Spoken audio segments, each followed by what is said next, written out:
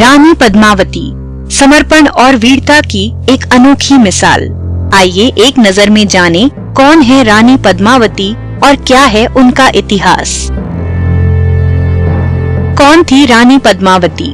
रानी पद्मिनी चित्तौड़गढ़ के राजा रतन सिंह की पत्नी थी। रतन सिंह के राजमहल में कई बेहतरीन कलाकार रहते थे, जिनमें से एक था संगीतकार राघव चेतन।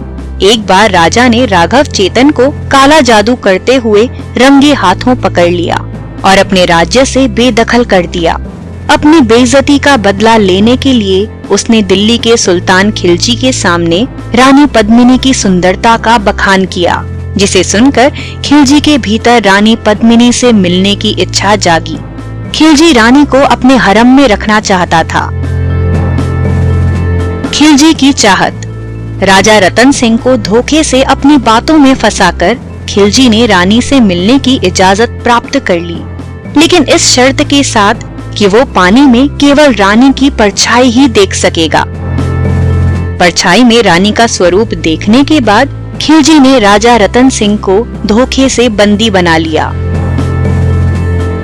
राजा रतन सिंह की रिहाई की शर्त रानी पद्मावती। अलाउद्दीन खिलजी ने राजा की रिहाई के लिए रानी पद्मावती की मांग की। राजा की रिहाई के लिए किले में योजना बनाई गई। खिलजी तक ये बात पहुंचाई गई कि रानी हरम में जाने से पहले राजा से एक बार मिलना चाहती हैं, जिसके लिए वो तैयार हो गया। राजपूतों का संघर्ष। अगले दिन सुबह भोर होते ही 150 पालकियां, 150 पालकियां किले से खिलजी के शिविर की तरफ रवाना की गई और रतन सिंह को छुड़ा लिया गया। अपनी हार से बौखलाए सुल्तान ने चित्तौड़गढ़ पर आक्रमण कर दिया, जिसमें रतन सिंह को शहादत मिली। रानी की भीष्म प्रतिज्ञा।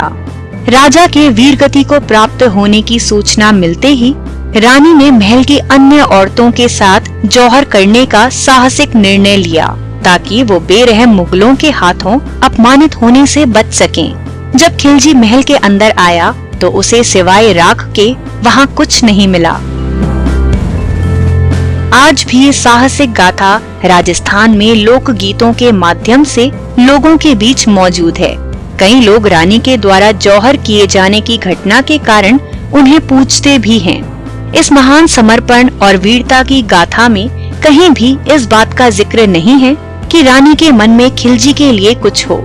हालांकि कुछ समकालीन इतिहासकारों ने अवश्य सुल्तान को खुश करने के लिए अपने स्मरणों में इससे छेड़खानी की है, परंतु ये भी सत्य है कि अभी भी इतिहासकार इस पूरी घटना का कोई ठोस दस्तावेज हासिल नहीं कर सके हैं कि किसी भी तर्क का निर्विरोध पहुंचा जा सके।